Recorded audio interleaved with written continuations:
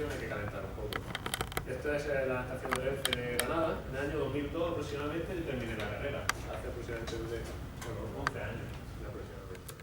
Y esto fue, íbamos a un congreso a Barcelona. Manuel Castillo es un catedrático de fisiología, y aquí está Jonathan Ruiz, mi amigo y compañero inseparable, y Ángel Gutiérrez, que es profesor de fisiología del ejercicio. Bueno, estos han sido mis dos mentores originales, y este es otro compañero, pero que se retiró un poquillo de este mundo de la investigación. Pero los dos seguimos, estamos ahora mismo en el INEF de Granada, como compañeros de amigos, y ellos son profesores de medicina, y también de INEF. Bueno, ese es el origen, digamos, de toda esta carrera y de algunos de los datos que quiero presentar. Pues desde lo más bajo y más sur del sur de España y del este, pues un día decirme a la otra punta de Europa, al norte de Europa, Estocolmo. Allí estuvimos trabajando con esta persona, que es Michael Sjöström. Él es el líder de un grupo que se ha centrado principalmente en la evaluación de la actividad física. Y los datos que hoy os voy a presentar, el primero de los estudios, pues lo hice durante el tiempo que pasaba allí. Y pasó mucho tiempo. Hice mi doctorado, parte del doctorado lo hice ahí en Suecia, y también hice mi periodo postdoctoral. Entonces, pues muchos de los datos que veáis de Suecia, Estonia, etcétera, además, pues son como resultado de ese periodo que pasé por allí. Y estos, los morenos son españoles que han ido trabajando de allí, y los blancos pues son de allí. La vida allí en el norte es muy difícil, como podéis ver en la foto, es muy complicado y solo los fuertes sobreviven. Como podéis ver, es muy complicada, incluso hay test específicos que o sobreviven o mueren. Bueno, no todo es difícil, y hay cosas muy especiales como por ejemplo esto, la aurora boreal. Como sabéis, yo creo que sí, no se ve muy bien, pero bueno. Si subís el norte de Suecia, forma parte del círculo polar ártico. El círculo polar ártico es el hotel del norte de la Tierra donde hay parte del año donde no sale el sol. Con una expedición de albogenses de allí del sur de Almería, de 20 personas, nos lo llevé a esta zona el 3 de enero. Os podéis imaginar, hacían menos 30 grados, nunca salía el sol, pero bueno, tenía otras cosas bonitas como ver las luces del norte, la aurora boreal, como podéis ver allí. Muy bien, una vez que hemos calentado culturalmente, estos serían un poco los temas que vamos a tratar hoy aquí en esta charla. Vamos a hablar un poco muy brevemente sobre una diapositiva de lo que ayer y esta mañana hemos estado haciendo con análisis de datos. Pues bueno, cuáles son las formas de medir la actividad física y por qué nos centramos un poco en el acelerómetro. Luego vamos a presentar un trabajo sobre cómo cambia la actividad física a lo largo de la vida. No toda la vida, sino unos periodos que hemos podido evaluar de forma longitudinal. Luego vamos a hablar de unos datos muy recientes, también interesantes, que vienen del proyecto ELENA, que es un proyecto europeo, se han medido 3.000 adolescentes en diferentes partes de Europa, y nos dice un poco cómo son los niveles de actividad física aquí en el sur, España, Italia, Grecia, comparados con otros países del centro y norte de Europa. Cómo son los niveles de actividad física y si eso influencia o no en niveles de condición física y otros parámetros de salud. Y bueno, yo ya no sé por esta parte hasta dónde llegaremos, pero aquí hay una parte interesante de fuerza muscular como un marcador de salud. Aquí presenta algunos de estos datos del año pasado y algunos de los compañeros que están en esta sala me dieron su interpretación o su punto de vista de algunos de los resultados. Tan interesante que después de estar aquí en la clase lo incorporé de alguna manera en alguna de las revisiones, peleando un poco con los revisores y editores. Y bueno, de alguna manera el sello de esta casa está en este trabajo que se publicó en una revista muy buena. Y bueno, y finalmente, pues cómo valorar la condición física, que esto si queréis lo puedo, probablemente no os doy tiempo a verlo, pero puedo pasar la diapositiva en un PDF y tengáis el material. Y finalmente es resumir lo que se hizo en un proyecto europeo que se llama el proyecto ALFA, de valoración de la condición física. Muy bien, este sería un poco el esquema para el día. Hay muchos métodos para medir la actividad física, muchos. Todos tienen ventajas e inconvenientes. A día de hoy no hay ningún método perfecto que yo diría, este es el que tenéis que usar. No lo hay. En función de lo que queráis, os podéis utilizar uno u otro. Lo que sí hay es como una especie de relación inversa entre los métodos que son muy precisos, pero feasibility es cómo de viables son. Por ejemplo, una forma de medir el esfuerzo que la persona hace, el nivel de actividad física, es meterlo en una habitación cerrada y se hace un análisis calorimétrico donde se está viendo cuánto ejercicio está haciendo la persona. Si está sentado, pues la cámara está midiendo muy poco registro de esfuerzo. Pero si la persona está haciendo ejercicio de diferentes intensidades, pues lo registra.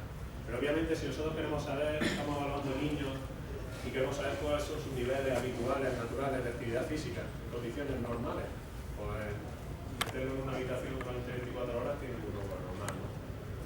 Y bueno, aquí hay otros métodos que se consideran un gol estándar, o métodos de referencia, como el agua doblemente marcada, calorimetría indirecta, que es el analizador de gases que hacen muchas veces, sensores que combinan diferentes tipos de medidas, como frecuencia cardíaca y movimiento. Y aquí tienes, pues eso, registros de frecuencia cardíaca como un pulsómetro, como sensores de movimiento, como un acelerómetro, que es lo que hemos estado comentando estos días. Y por último, pues bueno, los métodos donde digamos, el sujeto autorreporta o dice cómo él percibe sus niveles de actividad física. Él nos dice lo que él ha hecho. Y pues estos son los que más han usado. Cuestionarios, entrevistas, encuestas, estos son los que más se han usado en la literatura. ¿Por qué? Porque es más barato, es más viable.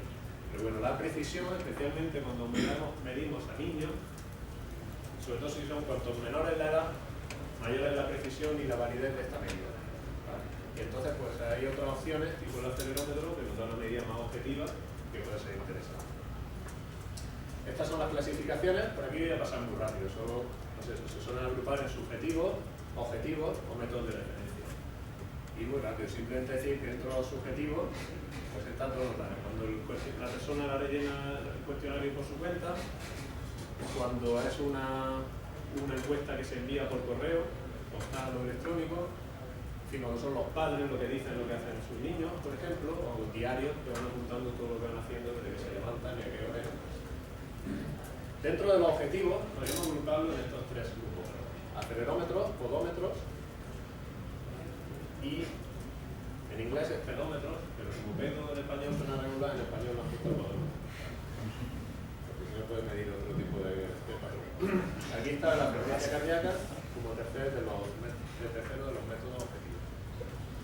El acelerómetro es el que aquí tenéis y nosotros también estamos usando, pues bueno, es un sensor de movimiento. Esta es una de las marcas de los modelos que hay. Podómetro, como lo habréis visto también, que son mucho más baratos, pero solo nos miden, el acelerómetro lo vamos a ver un poquito más en detalle. Solo nos miden pasos. Tiene un sensor que cada vez que hay un tipo concreto de vibración, marca y marca un paso. Entonces puede contar cuántos pasos damos al día. Si le decimos cuánto es nuestro paso promedio, pues podemos calcular cuál es la distancia que ha dado la persona. Obviamente, si estamos subiendo una cuesta o estamos bajando, pues podemos tomar pasos igualmente. No es capaz de diferenciar esos diferentes tipos de actividad física. El pulsómetro, que se usaba mucho hace unos años, pero también tiene sus problemas. La frecuencia cardíaca se afecta por muchas variables, no solo por la actividad física. Si tomas café o si no tomas, si estás estresado o no, si estás deshidratado o no, en fin, muchos factores psicológicos, entre otros. A veces es difícil registrar semanas completas con el pulsómetro. Esto es una combinación. Yo cuando lo vi creía que iba a ser una revolución. Salió hace bastante tiempo. Actias, por ejemplo, era una empresa. Era un acelerómetro y pulsómetro, las dos cosas a la vez. Dice, si estamos con el acelerómetro que mide movimiento y estamos subiendo cuesta o estamos bajando, el esfuerzo es muy distinto, ¿verdad? Bajar una cuesta a subir. Sin embargo, el acelerómetro nos puede dar un registro parecido. Quizás es distinto, pero no va a definir exactamente cómo diferentes son esas intensidades. Entonces, si reunimos a ese acelerómetro un registro cardíaco y combinamos esas dos medidas de una forma coherente, pues vamos a tener una medida mucho más interesante de lo que la persona está haciendo. El problema, lo que comentaba ayer, que los softwares que integran todas estas medidas van muy por detrás del desarrollo tecnológico. Los aparatos están, pero el desarrollo de software que hace que podamos interpretar toda esa cantidad de datos brutales que nos dan estos aparatos, pues va muy por detrás. Está avanzando, pero necesitamos invertir mucho en esa línea. Entonces pues, realmente no ha llegado a tener el éxito que yo esperaba que iba a tener. Al menos hasta fecha. Y bueno, método de referencia, simplemente porque lo sepáis, está la observación directa, que sí, es muy importante, tú mides exactamente lo que la persona está haciendo, y si lo haces de forma sistemática es muy bueno, pero cómo sigue a un niño o a varios niños durante 7 días en todas las actividades que hacen, pues muy difícil. está el agua doblemente marcada y las personas beben uno isótopos marcados y luego se ve en orina lo que excreta la persona y calculando la diferencia pues se sabe lo que ha pasado dentro del cuerpo, cuánto hemos metabolizado, cuántos ejercicios hemos hecho. Es un método de referencia, se usa para validar, por ejemplo, cómo de bueno es un acelerómetro estimando el gasto energético total. ¿Cuál es el problema que tiene?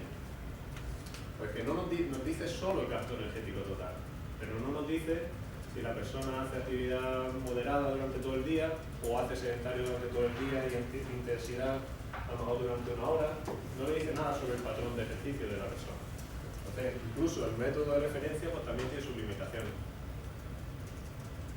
Y bueno, pues lo que os decía, la calorimetría directa metido en una sala cerrada o con un analizador de gases portátil, pues también forma. Pero ¿creéis que esto es un buen método para medir actividad física de forma natural?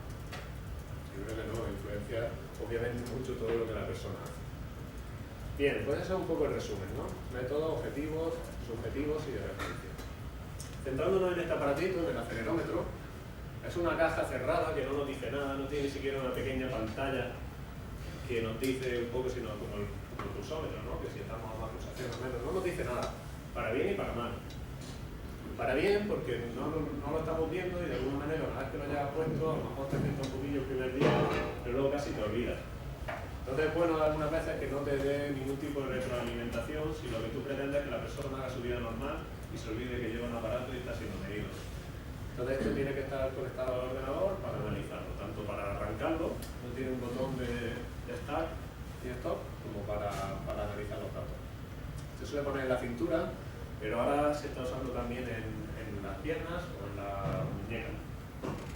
Y un poco el futuro, lo comentábamos ayer, pero como hay muchas personas que no estaban ayer, pues un poco el futuro en esta línea quizás es, los acelerómetros ahora tienen medición en diferentes ejes, en 3 ejes diferentes, y ellos de alguna manera analizan todo el movimiento en el espacio. Y lo que se pretende es, en el futuro, porque si una persona por ejemplo está fumando y tiene el acelerómetro en la mano, pues intentar medir el fumar, por ejemplo, que es un parámetro muy importante desde el punto de vista de la salud. Hasta ahora siempre se mide de forma subjetiva, la persona te dice lo que fuma, cuánto al día, tú te lo crees, ¿no? Pero intentar medirlo, por ejemplo, de forma objetiva, pues podría ser así, que el acelerómetro en un futuro detecte que un patrón determinado se asocia con un tipo de comportamiento determinado. Y si por ejemplo está haciendo pues fútbol, pues es diferente a carrera continua, o es diferente a otro tipo de actividades. Ese es un poco el futuro en esta línea. Por ahora le estamos midiendo sobre todo niveles de actividad física. Cuántos minutos en actividad física sedentaria, o sea, en sedentarismo, o en actividad física de diferentes intensidades, ligera, moderada, vigorosa. Muy brevísimamente, esto es el modelo más básico de acelerómetro. Tiene una masa de seísmo, como los detectores que hay de terremotos, pues es prácticamente igual. Y eso lo que detecta son cambios en la aceleración. Ahí lo decimos, si tú vas a 100 por hora en una moto a una velocidad perfectamente constante, la velocidad es alta, pero la aceleración es cero. La aceleración es cada vez que aumenta o disminuye la velocidad. Entonces el aparato no mide velocidad, mide aceleraciones. En un eje vertical, pues cuando estás corriendo, estás andando, pues tiene un cambio. Cuando estás corriendo, el impulso es más rápido y el impulso es más rápido también. Entonces, de alguna manera, en función de la actividad que vas haciendo, pues esto va midiendo más o menos registros de acelerometría. Y esto sería uno uniaxial. Pero ahora los acelerómetros han evolucionado mucho y los que hay por aquí ya en el grupo, pues son de 3 ejes. Eje vertical, antero-posterior y el medial lateral. Entonces lo que tiene de alguna manera son aparaticos de estos orientados en 3 direcciones diferentes para medir las aceleraciones en todas las direcciones. ¿Vale? Esto ya hablábamos de este tema, ¿no? El acelerómetro lo que registra es esto, es aceleraciones. Que aunque esté en un eje o esté en otro, es lo mismo y luego lo colocas de esta forma, ¿vale? Lo que se hace, el proceso normal, es este. La parte que está negativa se rectifica y se coloca hacia arriba. Esto es lo mismo que esto, pero ha quitado lo que está, digamos, hacia abajo, pues lo ponemos en positivo, porque nos da igual que sea hacia abajo o hacia arriba la aceleración, es movimiento igualmente, ¿no? Y me interesa medir, monitorizar el movimiento. Entonces esto lo coloca hacia arriba y tienes esta gráfica. Pero como esto es muy difícil de analizar, y además los acelerómetros cuando se crearon, etcétera y demás, no podían almacenar en su memoria tantísima información, porque esto vale, si lo haces durante una hora, bien, si lo haces durante 2, bien, un día, pero cuando estás midiendo 7 días, por ejemplo, pues es muy difícil almacenar, necesita una capacidad grande. Ya los acelerómetros tienen más capacidad y pueden registrar, a lo mejor durante un día, más que el registro crudo de acelerometría. Pero lo que se ha hecho tradicionalmente y se sigue haciendo es esto. Tú coges esta figura y la partes en bloques de tiempo. Estos bloques de tiempo se llaman epoch. Si leéis algún artículo de actividad física medida objetivamente, lo veréis en la metodología. Epoch. Está...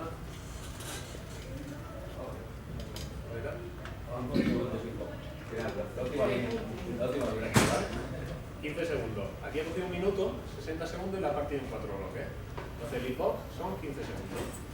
Si lo hiciéramos a 5 segundos, os cogería y nos haría una media de este trocillo y haría una línea que sería una línea promedio de todo lo que se ha producido.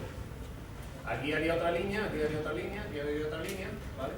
Y luego acumularía a lo largo del día cuántos bloques de esas intensidades se han dado. Entonces, esto es como la precisión. Imaginaros el ejemplo que ponía ayer, ¿no? Esto es un metro.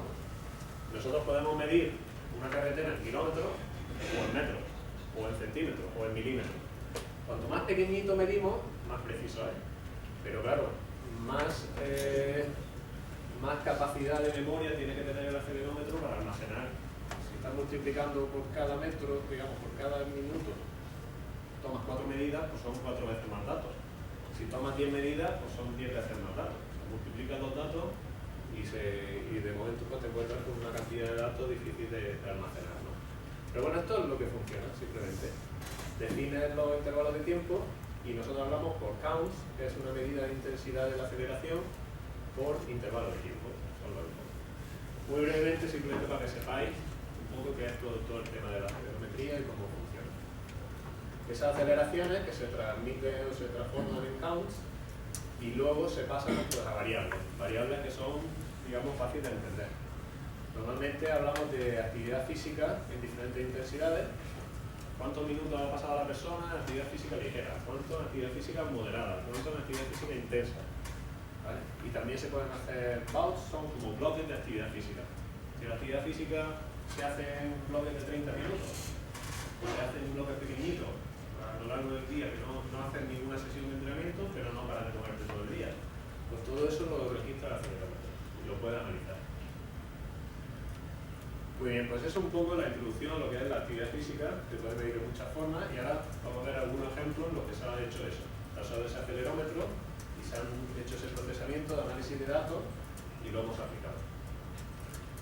Pues como todo, siempre hay unas preguntas científicas que uno se plantea en un momento dado, pues bien porque tienes curiosidad o bien porque has leído una serie de artículos y te surge una pregunta que crees que no está respondida, tras revisar la literatura y tú intentas responderla mediante un estudio. A partir de este estudio, el estudio Elena, como dije, es un estudio ahora lo veréis. Es un estudio que se hizo en Europa, 3.000 adolescentes medidos en 10 ciudades europeas distintas, 9 países diferentes. Entonces tenemos como el mapa de Europa, que ahora lo veréis, y tenemos puntos de diferentes partes del mapa. Nosotros vimos, este es un estudio descriptivo que dice cuáles son los niveles de actividad física de los adolescentes europeos, que hizo mi compañero Jonathan Ruiz, el equipo de Elena, y usamos esos acelerómetros. Los niños lo llevaron durante 7 días, los acelerómetros puestos, y bueno, una de las cosas básicas es ver cuáles son los niveles de actividad física en diferentes grupos de edad, ¿no? Que todos sabemos. Si vosotros no veis esta gráfica, esa tabla que he puesto, perdón, ¿qué creéis? Si comparáis a los niños de 13 años con los niños de 17 años, ¿cuáles son más activos? ¿Cuál hacen más? Los más pequeños son más activos, ¿verdad? Es algo que un poco lo vamos viendo y también se refleja aquí en estos datos de acelerometría, ¿no? Si comparamos los niños de 12-13 años con los 16-17, y veréis aquí hay diferentes variables, niños, niñas. Esta variable es moderate vigorous, es decir, actividad física de nivel moderado vigoroso. Vigoroso es intenso. Y aquí están los minutos pues vais viendo que van reduciendo los minutos de actividad física promedio al día. De actividad física moderada, pues son menores en el grupo mayor que en el grupo menor. ¿Vale? Hay un descenso. Y eso tanto en niños como en niñas. Aquí se ve un poquito menos. ¿Vale? Pero bueno, existe esa tendencia. Pero eso es un estudio transversal. Hemos medido niños de diferentes clases, hemos medido clases de ESO y de bachillerato de diferentes edades y hemos visto que hay diferencias. Pero ¿qué estudios hay longitudinales que hayan descrito exactamente cómo cambia el nivel de actividad física? Desde la infancia, digamos, desde los 8 o 9 años hasta los 15. Y luego de los 15 hasta los 18. Y ahora vamos un poquito más allá. ¿Qué pasa, por ejemplo, entre los 18 y la edad adulta? ¿Qué pasa cuando entramos en la universidad? Un cambio importante de muchos condicionantes que pueden influir en la actividad física. Se publicó en el 2008, esta persona, Phil Nader, publicó un trabajo muy bueno de datos americanos en esta que es una de las mejores revistas del mundo. Y bueno, fue simplemente describir cómo cambia en un estudio usando acelerometría, objetivamente, cómo cambian los niveles de actividad física desde la infancia hasta la adolescencia. Bueno, aquí está un poco la respuesta, ¿no? Aquí tenemos niños y niñas. Los puntos discontinuos son niñas y los continuos son niños. Y luego tenemos fin de semana y semana. ¿Qué creéis que se hace, cuándo creéis que se hace más actividad física? ¿Durante la semana o durante el fin de semana? Niños y adolescentes. ¿Durante la semana más activo que durante la semana? ¿Que el fin de semana? Bueno, por ahora lleváis un día, en el examen que estoy haciendo. Muy bien, estáis en lo correcto. Si veis las marcas, las líneas más gruesas son días de semana, esta y esta, y las líneas un poquito más claras, esta y esta para niñas, son fin de semana. El nivel de actividad física, los minutos al día empleados en actividad física moderada o vigorosa, de los 9 a los 15 años, pues es menor durante el fin de semana. Otra pregunta distinta que nos surge una vez que nosotros le vemos este estudio, que es muy importante, que surgen una serie de preguntas. Una es, vale, esto es lo que pasa de los 9 a los 15 años, pero ¿qué pasa de los 15 años en adelante? Aquí parece que la tendencia se va, digamos, disminuyendo el grado de disminución, la pendiente de la curva, de alguna manera se está convirtiendo como más horizontal, se está aplanando. Eso quiere decir que el cambio es menor en estas edades que entre estas edades. Los niños van disminuyendo sus niveles de actividad física de forma muy significativa al principio y luego ya un poquito menos. Pero ¿qué pasa a continuación? ¿Qué datos hay que demuestren cómo sigue cambiando? Pues esa es una de las primeras preguntas que nos planteamos. Otra pregunta es, hay que diferenciar siempre entre actividad física y sedentarismo. Son dos conjuntos diferentes y ayer lo comentaba. Hay muchas personas, sobre todo en el mundo universitario profesional en el que nos movemos, que trabajamos muchas horas delante del ordenador, muchas horas. La mayor parte del día de nuestra actividad profesional es sentado delante del ordenador. Pero si tú miras los minutos empleados al día en actividad sedentaria, que el acelerómetro lo mide muy bien, cuando estamos sentados no mide nada de actividad. Y el acelerómetro es casi mejor midiendo sedentarismo que midiendo actividad. Mide sedentarismo de forma objetiva muy bien, de forma muy precisa. Hay personas que pueden ser muy sedentarias porque están el 99% del día haciendo actividades sedentarias, pero son también muy activos, porque luego todos los días a lo mejor hacen una hora de ejercicio intenso. Entonces, como si lo analizamos por separado, se puede ser muy sedentario y muy activo a la vez. Claro, volviendo a la pregunta que yo hacía, el fin de semana hemos dicho que las personas son menos activas, y lo vemos aquí, que son esta curva y esta, son menos que esta y esta, niños y niñas. El fin de semana es menos activo. Y estos son los niños, el fin de semana es menos activo, está por debajo de la curva. ¿Qué pasa con el sedentarismo? ¿Creéis que los niños son más sedentarios durante el fin de semana que durante la semana? ¿O menos? ¿Cómo? Más sedentarios durante la semana, ¿no? Seguimos con un día. Bien, pues esas son preguntas que nos planteamos. Nos vamos a este estudio, el estudio europeo en jóvenes, que se hizo en varios países, nosotros tuvimos acceso a los datos de Suecia y de Estonia. 1000 niños medidos en cada país con acelerometría. Mirad el mérito que tiene lo que esta gente hizo. Esto fue en 1998. Ayer comentaba que los acelerómetros, Actigraph, por ejemplo, que es la empresa principal que domina el mercado de la acelerometría, se comercializaron en 1994. O sea que eso estaba recién saliendo cuando estaban diseñando el estudio. La toma de datos empezó en 1998 con los primeros acelerómetros que había disponibles, prácticamente. Entonces, este es uno de los estudios, junto con el otro de Nader, que empezaron a medir a nivel poblacional, a nivel de masa grande, de 2.000 personas, por ejemplo, la actividad física de forma objetiva. Entonces, los datos pues, tienen mucha validez, mucho valor, por ese motivo, por haber sido pionero un poco en este mundo. Entonces, tenemos este diseño. En 1998, tanto en Suecia como en Estonia, se midieron un grupo de niños. Y los mismos niños, 6 años después en Suecia y 9 años después en Estonia, se volvieron a medir.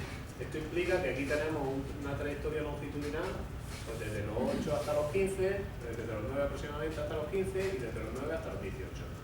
Si eso lo ponemos todo junto en una base de datos, pues tenemos un cambio de actividad física desde la infancia hasta la adolescencia, mediana o tardía. Y por otro lado tenemos otra cohorte diferente que tenían también en 1998, pero tenían 15 años al inicio del estudio, en vez de 9, 15. Y lo siguieron por 6 y por 10 años. Entonces aquí tenemos desde los 15 hasta los 21, es una transición muy importante, porque pasamos desde estar en el instituto y en nuestra casa muchas veces a ir a la universidad, vivir en un piso aparte, etc. Eso implica muchos cambios de estilo de vida. Entonces, ¿qué pasa durante este periodo? ¿Y qué pasa durante este periodo? Digamos, sería el cambio desde la adolescencia hasta la edad adulta, pero joven. Entonces, poniendo todo esto junto en una base de datos, que llevó por mucho tiempo, estos datos ya son más recientes, de 2008, los van analizando, en fin, se hizo hace muy poquito, este trabajo está ahora mismo sometido, todavía no está publicado. Pues podemos hacer un poco, ver qué pasa desde aquí hasta aquí y desde aquí hasta aquí. Y contestar algunas de las preguntas, como habíamos visto en la gráfica de Nader, vamos a ver qué pasa de aquí para adelante. Y vamos a analizar también actividad física, aquí solo se ha analizado actividad física moderada vigorosa, vamos a analizar también sedentarismo. Y vamos a ver qué pasa con uno y otro a lo largo de todo ese periodo. Bien, pues el resumen de todo esos análisis, por mostrarlo en una diapositiva, un artículo muy denso de análisis, está aquí, reflejado en una gráfica. Tenemos actividad física los días de semana y los fines de semana. Las líneas así de puntitos son fin de semana. Y la línea un poquito más gorda y discontinua es los días de semana. Y la de medio es el promedio de la semana. ¿Vale? Entonces, si vemos, aquí tenemos actividad física moderada o vigorosa y aquí tenemos sedentarismo. Entonces, la primera pregunta, ¿cómo cambia de la infancia a la adolescencia y de la adolescencia a la edad adulta? Aquí tenemos la edad. En niños y en niñas. Os veis que pasa un poco lo que habíamos visto, que la actividad física cae mucho en este periodo, pero luego sigue cayendo. Es decir, desde la adolescencia hasta la edad adulta se sigue disminuyendo de forma significativa, tanto en niños como en niñas, y tanto en días de semana como en fin de semana. Todo el patrón de actividad física se disminuye de forma significativa en todas estas condiciones desde la adolescencia hasta la edad adulta. Eso, digamos, es la primera contribución del trabajo a lo que se salía en esa línea. Pero luego viene esta dimensión que es completamente distinta y muy importante también. Desde la infancia hasta la adolescencia no solo estamos disminuyendo el nivel de actividad física total, sino que estamos aumentando el nivel de patrones o de comportamientos sedentarios. Puede ser porque tienen más tareas del cole, puede ser por cambios fisiológicos, que el organismo le pide, hace que el movimiento sea menor, de forma innata, no sabemos. Pero estamos teniendo una reducción grandísima, imaginaros, en el gasto calórico, porque estamos disminuyendo la actividad y estamos aumentando el sedentarismo. ¿Y cómo eso puede relacionarse con la prevalencia de obesidad, sobrepeso, enfermedades relacionadas con el sobrepeso, etcétera? Pues no lo sabemos. Es la siguiente línea, ¿no? Pero aquí viene otro tema importante. Cuando en la actividad física veíamos que seguía disminuyendo durante todo el periodo, hasta los 25 o 26 años, aquí, sin embargo, parece bastante estable. Estas diferencias no son significativas. Aquí los niños se convierten más sedentarios desde cuando llegan a la adolescencia, pero desde ahí hasta la edad adulta prácticamente no cambia el patrón. Entonces eso es un poco el resultado. Y la pregunta que os hacía antes, comparando días de semana, fines de semana, aquí vemos que efectivamente los fines de semana son menos activos y también son menos sedentarios. Aquí los puntos son los valores de fin de semana. Es decir, nos movemos menos, pero también estamos menos tiempo sentados. ¿Por qué puede deberse? Pues los niños, por ejemplo, porque durante la semana están en el cole y ya tienen obligado por lo menos un número de horas sentadas al día. Más, quizás tienen que hacer más tareas de clase de día a día. Y quizás el fin de semana pues, está un poco más abierto al patrón de cada familia como organiza un poco el fin de semana, ¿no? En los adultos, pues parece que se mantiene un poco igual. Sigue estando por debajo. ¿Vale? Pues en este caso, en vez de la escuela es el trabajo, o la universidad, etc. ¿Vale? Bueno, entonces un poco esto es descripción de lo que pasa con la actividad física y sedentarismo a lo largo de la vida, tanto fin de semana como de semana. Digamos, hablamos un poquito más de lo que sabíamos antes. Las horas de sueño no están incluidas. Estos niños cuando llevaban el acelerómetro les decía que llevaban el acelerómetro todo el día y se lo quitaran cuando fueran a bañarse, cuando fueran a la piscina o cuando se acostaran. En esto, ahora la tendencia nueva, que es por lo que pregunta Eduardo, y hay unos acelerómetros específicos que miden más variables en esa línea, es medir el sueño, los patrones de sueño, a qué hora se van a la cama, a qué hora se levantan, que está relacionado también con muchas variables de salud, cómo de bueno es el sueño, cuántas veces se levanta durante el sueño, medirlo también con la acelerometría. Pero en estos estudios no se indica. Muy bien, otra dimensión, sí. El artículo anterior y los que van a ver ahora, ninguno, o sea, todos analizan lo que es actividad física, digamos, en las 24 horas del día, salvo la hora de dormir, tal y cual. Pero no hay ninguno que se haya dedicado a analizar específicamente el tiempo que tú estás haciendo ejercicio físico. No discrimina eso. ¿Cómo diferencia ejercicio físico y actividad física? Una cosa es que tú tengas que hacer ejercicio físico porque tienes que ir andando al trabajo o al instituto, y otra cosa es que tú te apuntes al gimnasio y hagas una hora de spinning. Bueno, es que lo primero es definir ejercicio físico y actividad física, ¿no? Actividad física es cualquier movimiento que incluye un gasto energético. Cualquier movimiento por encima del reposo, del gasto energético de reposo. Entonces todo es actividad física. Ejercicio es un tipo de actividad física. Ejercicio, normalmente cuando se define, la definición más aceptada, es que es aquella actividad física que se realiza de forma sistemática, que se realiza de forma consciente o intencionada, como por ejemplo ir al gimnasio. Eso puede ser un tipo de ejercicio. Entonces el acelerómetro mide movimiento. Tú puedes ir a coger el autobús rápido porque se te va y puedes hacer quizás un movimiento más intenso que andando en el tapiz rodante en el gimnasio. Por ejemplo, que hay personas que se suben y llevan una marcha rápida, ¿no? Entonces el acelerómetro no puede diferenciar eso. Es más que actividad física y ejercicio es más conceptual que en realidad que movimiento. Me refiero más, evidentemente un acelerómetro no puede discriminar, sino sería más el diseño de la investigación fuera diferente. Yo es que mi sensación es que los niveles de actividad física en muchos casos vienen más determinados por, digamos, más factores sociales, por ejemplo el hecho de que tú no tengas dinero para pagarte el autobús y tengas que ir andando al instituto, mientras que lo que sería el ejercicio físico es más un campo donde nuestra intervención puede afectar más. O sea, vale, tú no tienes dinero para ir andando al colegio, o sí que lo tienes y te da tu padre en el coche, pero podemos incidir en que ese niño luego por la tarde quiera hacer ejercicio físico.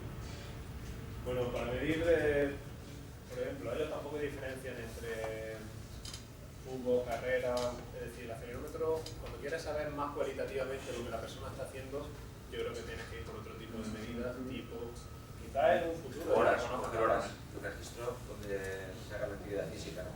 Claro, puedes medir horas concretas, pero ya necesita otra información, que normalmente es un diario, a veces se le da el acelerómetro y un diario, y la persona va diciendo qué va haciendo y luego los casa para medir objetivamente, pero sabiendo lo que está haciendo, ¿no? Entonces eso es lo que se puede hacer. todas maneras, de lo que has dicho, de la hipótesis hay trabajo, ¿no? Por ejemplo, nivel educativo, nivel profesional o nivel económico con desplazamiento activo, tanto al cole, a los niños de los padres o al trabajo. Y es lo contrario a lo que decía.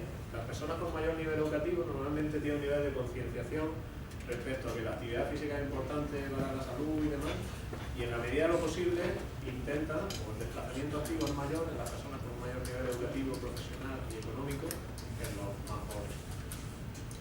Es decir, a lo mejor en Estados Unidos, quizás, en Estados Unidos si tú ves a alguien andando en bici, normalmente es alguien pobre.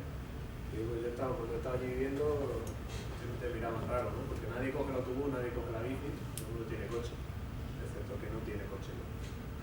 Pero en Europa es muy distinto y el nivel de actividad física es más relacionado con el educativo y cultural. A mayor nivel educativo y cultural, mayor nivel de actividad física y también desplazamiento activo. Muy bien, este es el estudio Elena. Un grupo muy grande, 24 grupos de investigación involucrados, 10 países, pues se tomaron datos en 10 países. Este fue en la Facultad de Medicina de Granada. Y este fue de la Michael Johnston, que allí donde lo conocí en el 2005 y ya pues, empezamos a trabajar juntos, ¿no? Este es el estudio Elena. Los puntos rojos son los puntos donde se midió el dato. Había países y grupos de investigación de otros sitios involucrados, pero se midió datos solo en 10 ciudades europeas. Y si veis las 10 ciudades, pues hay 4 de ellas que son claramente, digamos, sureñas, claramente mediterráneas, que es España, Italia y 2 en Grecia. ¿Vale? Entonces estas 4, si las ponemos juntos, si ponemos los datos juntos de estos adolescentes de la parte sur de Europa, pues tenemos datos para comparar el sur con el centro norte de Europa. ¿Y qué patrones? ¿Son los patrones diferentes, sí o no? Pues no lo sabemos exactamente. Hay datos que han comparado la literatura de estudios separados que han hecho en el sur, en el norte, en el centro, etc. Pero los estudios se han hecho normalmente con metodologías distintas, en diferentes momentos, y es muy difícil hacer comparaciones exactas. Entonces, esto que tenga un estudio de este tipo, que es financiado por la Comisión Europea, que mida a todas las personas con un protocolo estandarizado a la misma vez, pues es muy difícil hacer comparaciones exactas. Entonces aquí la pregunta era 1. ¿Hay diferencias en niveles de actividad física entre los del sur y los del centro-norte? Y también hay otras preguntas relacionadas como la dieta mediterránea típica. Lo que se sabía antiguamente es que en el sur de Europa teníamos menos enfermedad cardiovascular y la expectativa de vida era mayor. De hecho, si hoy día os vais a una base de datos europea que hay de la Organización Mundial de la Salud, Europa, y miráis esos datos de expectativa de vida, en el sur vivimos 2 años más que en el centro y el norte, todavía. Digo todavía porque los patrones de los que son ahora ancianos, pues eran jóvenes hace muchos años. Y hace muchos años los patrones de las personas jóvenes en España, por ejemplo, eran muy distintos a los que tenemos ahora mismo. La comida, la dieta ha cambiado muchísimo en los últimos 30 o 40 años, muchísimo. Entonces no sabemos cuáles van a ser nuestras estadísticas en 30 años. Pero lo que sí podemos hacer es ver, digamos, los patrones de estilo de vida y variables de salud o indicadores de salud en esta población adolescente. Podemos intentar predecir un poco lo que podría pasar en el futuro. Entonces, volviendo a este artículo que os comentaba antes, de descripción de los niveles de actividad física en Europa, vimos lo siguiente. Aquí tenemos actividad física moderada vigorosa, medida con acelerómetro entre 1000 adolescentes de 10 partes de 10 ciudades. Y si lo agrupamos en los del sur, que estaba España, Grecia e Italia, lo comparamos con el centro-norte, pues vemos que tanto en niños como en niñas somos menos activos en el sur. Tenemos mejor tiempo, tenemos mejor clima, más posibilidades a priori de hacer bien físico, pero hacemos menos. Vamos a volver a la otra parte de la tortilla que dijimos. El sedentarismo no es lo mismo que actividad física. ¿Qué pasa con el sedentarismo? Pues por desgracia, no solo somos menos activos, sino que somos más sedentarios. También pasamos más tiempo sentados o haciendo actividades de tipo sedentario. Tanto en niños como en niñas. Esto es sedentarismo expresado en minutos, en horas, perdón, y aquí expresado en el porcentaje total del día. ¿Cuánto porcentaje del día empleamos en actividades sedentarias? ¿No? Veis que es un porcentaje alto. Bien, pues este es el punto de partida. Vemos estos resultados y nos planteamos la siguiente pregunta. Si somos menos activos, y sabemos que el nivel de actividad física se relaciona con muchos parámetros de salud, pues te planteas esto.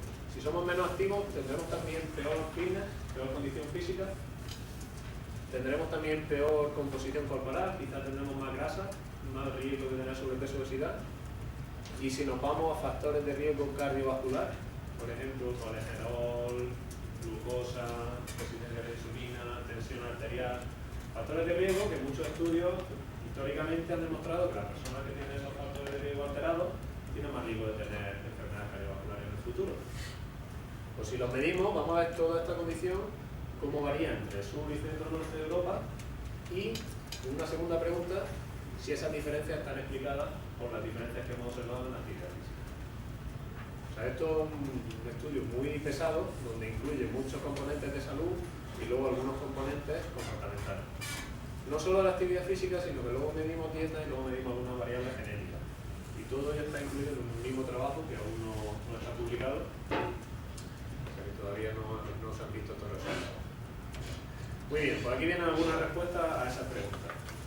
Aquí tenemos sur, aquí tenemos centro-norte, tenemos diferentes variables de condición física. ¿Qué es la condición física? Pues hay como varios componentes, ¿no? La capacidad cardiorrespiratoria, la fuerza, agilidad, algunos dicen flexibilidad. Nosotros no hemos incluido porque la flexibilidad en un trabajo que está aquí, el del alfa, pues bueno, no entró dentro de esos componentes relacionados con la salud, a estas edades. Eso es lo que podemos comentar en otro momento. Entonces aquí tenemos hand grip, que es la fuerza de presión manual como un indicador de la fuerza. Salto longitudinal con pies juntos como un indicador de la fuerza del tren inferior. Tenemos aquí un test de ida y vuelta, de velocidad, agilidad, y tenemos la capacidad cardiorrespiratoria, que era el Kuznaver, que muchos lo conocéis, que es de los pitidos, que va yendo y volviendo hasta que va aumentando la velocidad hasta que no puede más, ¿no? Y tenemos dos líneas, que una es ajustada por los factores clásicos, que incluye edad, género, desarrollo madurativo, estatus socioeconómico y nivel educativo, que son muy importantes, porque el nivel educativo y estatus socioeconómico también era peor en el sur de Europa que en el centro. O sea, el nivel alcanzado en el estudio de los padres era inferior, cuando se medía de la misma forma, en los adolescentes de España, Italia y Grecia, que en el resto de adolescentes del centro y norte de Europa. Entonces ajustamos por todas esas variables. Y luego, como teníamos esa pregunta adicional, que decíamos aquí, ¿y si hay diferencia en fitness, se debe a esto o no? Pues eso, para responder esa pregunta de si se debe a esto o no, es hacer un modelo con todas las variables de conclusión y luego haces un segundo modelo donde añades esta variable. Todo lo que había más actividad física. Si las diferencias que había desaparecen, eso quiere decir que las diferencias que había se debían a la actividad física.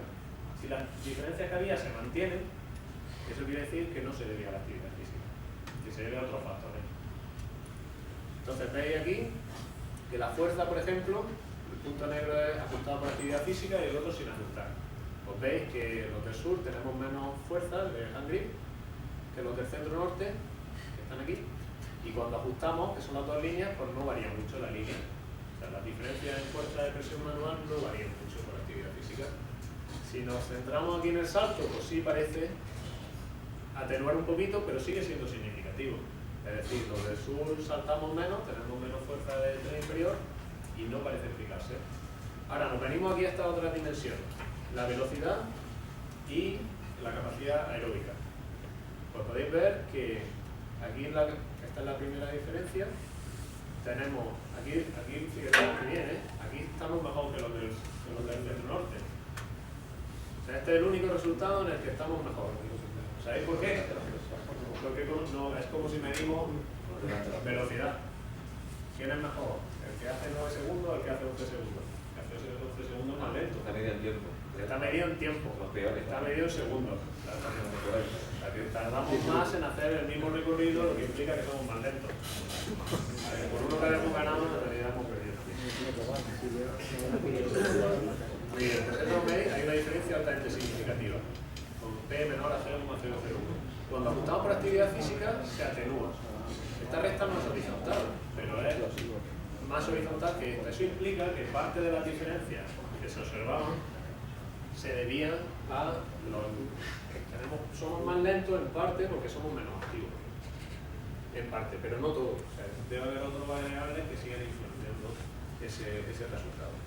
Pero si nos venimos a la capacidad cardiorrespiratoria, que es con la capacidad estrella relacionada con la salud, lo que más se relaciona con la salud y más evidencia hay es que las personas que hacen un test de esfuerzo y tienen un resultado bueno están más sanos y viven más, y los que hacen un test de esfuerzo y tienen un resultado malo están menos sanos y viven menos años y con más enfermedades. Eso hay una evidencia brutal al respecto, no hay duda ninguna.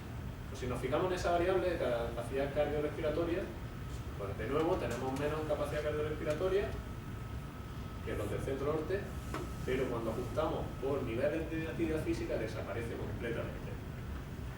Entonces aquí sí tenemos un aspecto muy importante. Uno, estamos mal, y dos, estamos mal porque somos menos activos. Eso es lo que dice a nivel poblacional, nos está demostrando la importancia de la actividad física a nivel global de un país puede relacionarse con sus niveles de condición de capacidad económica, que es un indicador de salud importante. Esto es un resultado con trascendencia a priori. Bien, si nos vamos al sobrepeso obesidad, aquí tenemos en negro los que tenemos el futuro muy negro, los del sur, y en gris los que tienen el futuro un poquito menos negro. Veis que aquí es para toda la muestra 3.300 para niños y para niñas. ¿Vale? Y aquí es el riesgo o la probabilidad de tener sobrepeso o obesidad en función de ser de un país u otro. Entonces aquí vemos que este es el porcentaje de sobrepeso o obesidad. La otra está aquí, pero este es el porcentaje. En el sur hay un 31% de personas con sobrepeso o obesidad, cuando en el centro norte es un 21%. Sobrepeso u obesidad, ambos. Pero por ahí casi un 10% de diferencia. Y veis que la diferencia se mantiene por género. Pero lo hacemos por niños, bueno, los niños son más obesos que las niñas, y esa diferencia es muy parecida, es prácticamente idéntica.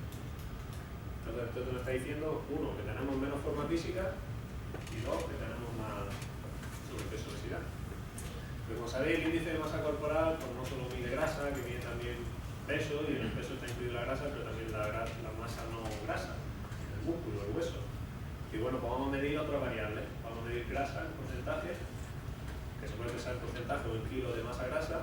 Vamos a medir perímetro de cintura, que es un indicador de la grasa abdominal. Y a ver qué pasa. Grasa corporal. Índice de masa corporal, masa grasa expresada en kilos, medida por antropometría, por pliegues cutáneos. Digo, bueno, como puede ser que el método afecte, grasa medida por impedanciometría en 3.000 personas y perímetro de cintura. Como veis, el mensaje está claro.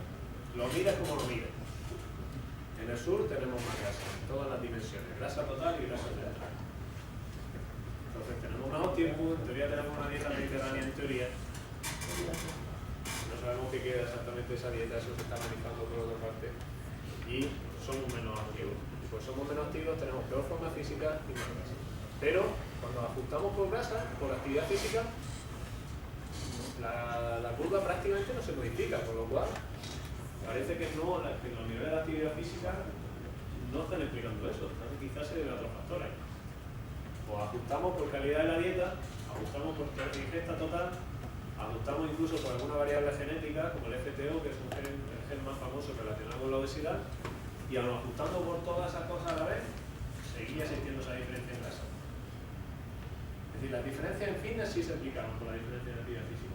Pero la diferencia en grasa no hemos conseguido, de todo lo que se ha medido en el proyecto, entender a qué se debe.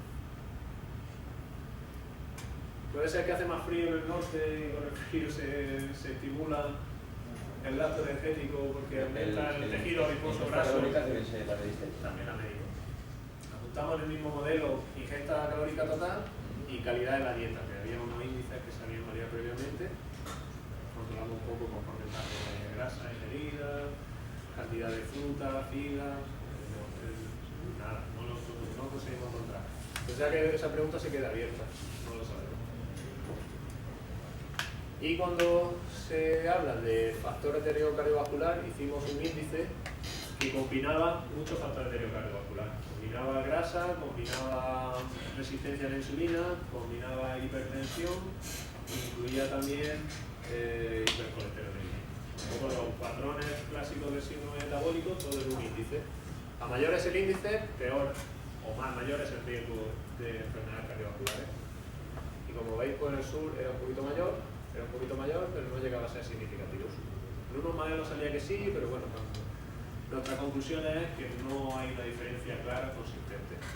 ¿Qué pasa? Que son niños y los niveles están en valores bastante normales.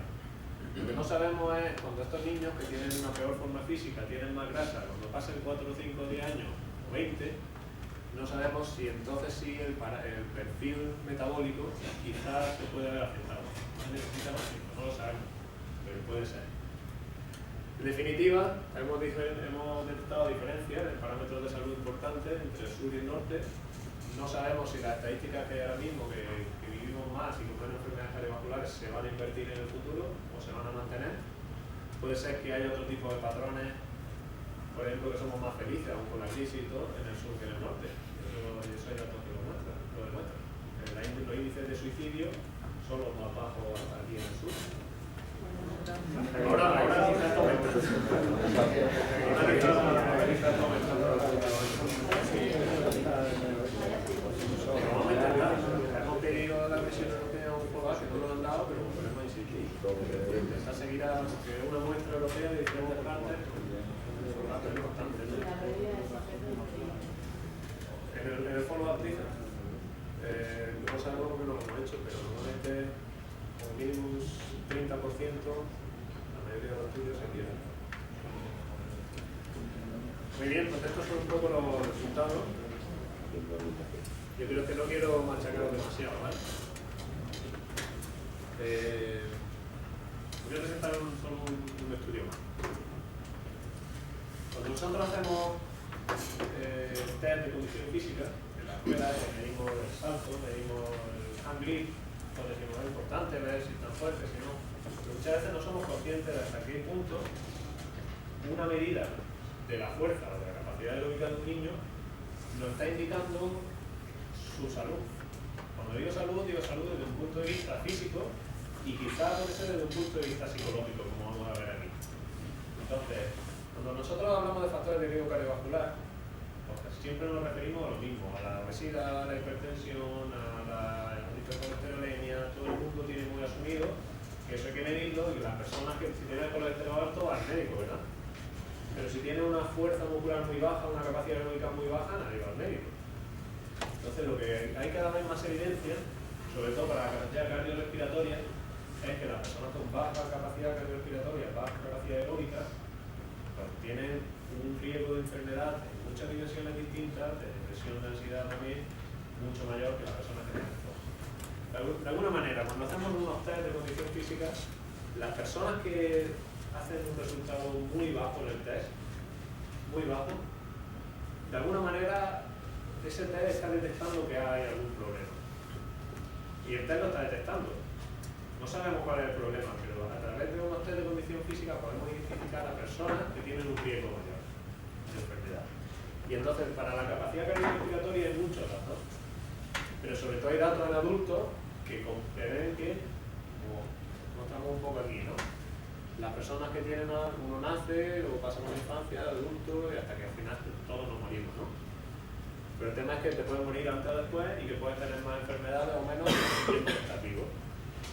Entonces hay una serie de estudios longitudinales. Aquí tenemos la capacidad aeróbica, capacidad cardiorrespiratoria. Si la medimos en la infancia, se relaciona con factores de riesgo cardiovascular en la edad adulta. Estos son estudios longitudinales que lo han demostrado. Digo sí, esto es resumir en un gráfico lo que hay en la literatura científica. Sabemos que los factores de riesgo en estas edades predicen la mortalidad prematura. Eso lo sabemos. Pero lo que no sabemos es si ya desde la infancia, cuando tú estás en el cole y miras a unos niños en un centro deportivo y le haces unos test de condición física, si los que tienen un peor rendimiento, un rendimiento muy bajo, estaría ya prediciendo un mayor riesgo de enfermedad en el futuro. ¿Y por qué no se sabe esto? Porque es muy difícil hacer un estudio longitudinal de 30 a 40 años con una muestra muy grande para poder estudiar esta pregunta. Es muy difícil. Yo empezar ahora con 33 años, terminaría con 63, con 70 o no terminaría. Estaré yo en este porcentaje. ¿Vale? Es muy difícil hacer ese tipo de estudios. Y por eso pues no se sabe. Y cuando nos centramos en la fuerza muscular, que es como también desde el punto de vista de la salud un aspecto más novedoso, por cierto, aquí debería ser fuerza muscular, pero es una raza. Cuando aquí pone fuerza muscular, pues igual, sabemos que está relacionado con los factores de riesgo cardiovascular. Y que los factores de riesgo cardiovascular, pero ¿sabemos si esto se relaciona con esto? Si hay un link desde esta edad ya hasta aquí, pues no se sabe. El caso es que tuve la suerte de tratar con esta persona, de escribirle y decir, oye, tengo una idea, tengo una hipótesis y tengo las posibilidades de resolver esa hipótesis y de llevarla a cabo. Y bueno, pues esta persona tenía esos datos y me los dio.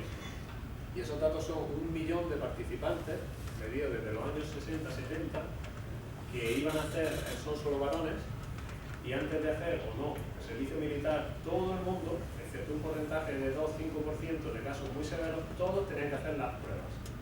Y esas pruebas decían si podían o no hacer el servicio militar. Pero prácticamente el 100% de la población, que no es un estudio normal, ¿no? Normalmente se hace un muestreo y se selecciona intentando ser lo más representativo posible. Pero aquí es que me dieron prácticamente toda la población de esa edad, de ese género. Entonces, todos esos datos los fueron acumulando en registros. Nosotros hemos intentado hacer algo similar, estamos intentando hacer algo similar con el ejército español y ya os podéis imaginar, ¿no? Hombre, esos papeles estaban en un mes y luego no se fían. ¿Me van a dar los datos militares para que vean por ahí otros países que estamos en baja forma? No. Pero esta gente, uno, lo tenían clasificado desde los 70. Yo no sé cómo en algún sitio y luego alguien se puso a meter datos de 1 millón de personas. En aquellos años casi no había datos. Luego, esos datos de condición física los pusieron, porque esa otra, que tienes que tenerlo bien clasificado para poder unirlo con otros registros. Por ejemplo, los datos de los hospitales. La gente que ha sido hospitalizada, si ha sido por enfermedad cardiovascular, por cáncer, por qué ha sido. Y luego hay un registro de mortalidad de la gente que ha muerto y de qué. Y luego hay un registro de inmigración, de la gente que estaba ahí pero se fue a otro país. Inmigración e inmigración. Pues bueno, pusieron toda esa barbaridad de datos juntos, que eso todo lo van a hacer los suecos y poca gente más, desde luego no nosotros, y consiguieron esta base de datos brutal. Y esa base de datos brutal nos permitió plantear esta pregunta. Si yo evalúo la fuerza en la adolescencia, entre 16 y 18 años, aquellos que tienen muy baja forma física o muy poca fuerza tienen un mayor riesgo de mortalidad prematura. Y cuando digo prematura digo antes de los 55 años. O sea, una mortalidad no normal. Normalmente morimos más adelante, ¿no? Gente que ha tenido algún problema y no sabemos por qué. Pues bien, sí, pues ese fue el estudio. Y aquí simplemente son las gráficas, que son un poquito difíciles de entender, habría que explicarlas más, pero aquí tenemos fuerza muscular, en un test de extensión de piernas, de fuerza de las piernas, y el hand grip, el test tan sencillo de presión. ¿Habéis visto alguna vez un dinamómetro? Sí, pues ese test. Pues si cogemos al millón de personas, los clasificamos de menos fuerza a más fuerza y los dividimos en 10 grupos, aquí tendría el grupo con menos fuerza y aquí el grupo con más fuerza. Y aquí lo que tenemos es una variable que mide riesgo de mortalidad prematura. Y como veis, el grupo de referencia, los que menos fuerza tienen, están por encima, es decir, tienen un riesgo significativamente mayor, como un 20-30% más riesgo de morir de forma prematura que los que tienen una fuerza media o alta. También veis que esto es casi una recta, que no va así, ¿verdad? Eso quiere decir que a más fuerza no es mejor, sino que simplemente lo que es malo es tener muy baja fuerza, que es lo mismo que con todos los factores, con la mayoría de los factores de riesgo cardiovascular. Lo que es malo es ser muy obeso. Pero ya hay estudios incluso que han demostrado que tener un poquito de sobrepeso no hay diferencia con el peso. Y lo mismo para la resistencia a la insulina o para cualquier otra variable, para la hipertensión. Lo malo es estar en el grupo de riesgo, y aquí es igual. Entonces esto lo que nos está diciendo es que aquí tenemos el índice de masa corporal, que todo el mundo sabe que es un indicador de salud y todo el mundo sabe que es un factor de riesgo cardiovascular. Y aquí tenemos la hipertensión. Pues estáis viendo que esta línea y esta están a la par. Y lo hemos puesto en una gráfica al lado del otro a conciencia para convencer a la gente que no se lo quiere creer, que en vez de hacer un test de fuerza, como un hand grip, te da la misma información que medir la tensión arterial. Y lo estáis viendo aquí. El grupo con mucha tensión arterial, con mucha presión arterial, tiene mayor riesgo, igual que el grupo con baja forma física, con baja fuerza. Pero los demás están igual. Entonces, eso mismo es para mortalidad por cualquier causa y eso es para mortalidad por causa cardiovascular, aquí metiéndolo todo a la vez, pues todos son predictores por independiente. Ese es el mensaje, lo que quiero entender. Y si decimos cuál es la principal causa de muerte a estas edades, pues no es la enfermedad cardiovascular ni es el cáncer, que en general son las principales causas de muerte, sino es el suicidio. Es el suicidio. No solo en Suecia, que están en mitad del ranking de suicidio, no están arriba como estaban históricamente, están en mitad del ranking de suicidio en Europa. No solo ahí, sino en todos sitios. En estas edades, entre 30 y 40 años, la principal causa de muerte es suicidio o accidente de tráfico. Pues bien, el suicidio también. Si leímos la fuerza, aquellos con muy baja fuerza muscular tenían un riesgo mayor de suicidio que los que tienen muy buena fuerza muscular, como veis aquí. Y es entre el 35%, es decir, a través de test sencillos de condición física podemos detectar personas con un mayor riesgo de enfermedades físicas y psíquicas. Y esto es suicidio. Y dice, ¿pero por qué se suicidan? ¿Es que tienen más problemas psicológicos o psiquiátricos? Pues sí, porque esta gente además tenían el registro de enfermedades psicológicas que lo pusieron también junto con todo lo demás. Y aquí tenemos los datos transversales y datos longitudinales. Y como veis, aquí sale una tendencia incluso más fuerte de la que hemos visto en las diapositivas anteriores. Aquí está el grupo con baja fuerza muscular, tiene un mayor riesgo de tener un diagnóstico psiquiátrico por cualquier motivo. Incluye esquizofrenia, ansiedad, depresión, todo psiquiátrico por cualquiera de las causas. Pues tienen un riesgo mucho mayor que los que tienen más fuerza muscular. Pero de alguna manera esta gente pues tiene un mayor riesgo. Y esto es un poco los resultados. La interpretación. Pues aquí, compañero Eduardo y otro agente, hace un año estuvimos discutiendo, hay muchas posibilidades, porque esa gráfica es como más. Pero una de las que podría ser, que ellos decían, y efectivamente se reflejó al final del artículo, es que se sabe que las personas que tienen más fuerza, o más, especialmente en varones, o más muscularizadas, digamos, con más músculos, si se ponen una fotografía diferente, tienen una mejor autoestima y un mejor autoconcepto de ellos mismos. Y la autoestima y el autoconcepto ambos predicen o se relacionan de forma importante con la depresión, por ejemplo, que es una de las principales causas que terminan en suicidio. Depresión severa se asocia de forma muy importante con el suicidio. Pero de alguna manera, estas personas con esa muy baja fuerza muscular pueden tener una autoestima y un autoconcepto muy bajo, por debajo de lo normal. Y eso puede relacionarse a su vez con otras enfermedades psicológicas que a su vez pueden dar lugar a un mayor riesgo de suicidio. De hecho, hay estudios que hacen lo contrario, que personas que tienen patologías psiquiátricas pueden hacer ejercicio y ven cómo revierte la enfermedad psiquiátrica o mejora. No se cura, pero toman menos medicación, son menos dependientes de la medicación y mejoran el estado de ánimo, mejoran muchas cosas. Porque estamos de intervención de ejercicio físico y enfermedades psiquiátricas. Eso, a nivel así epidemiológico, no de intervención como decía Eduardo, sí había datos que mostraban que la mejora de la forma física, o las personas con baja forma física, se asociaba con depresión. Pero la fuerza muscular como tal no se había asociado directamente con depresión, pero parece que aquí, en el estudio observacional, a nivel longitudinal, pues sí observamos. Y bueno, si lo dividimos por estadios de peso, ese efecto se ve en todo.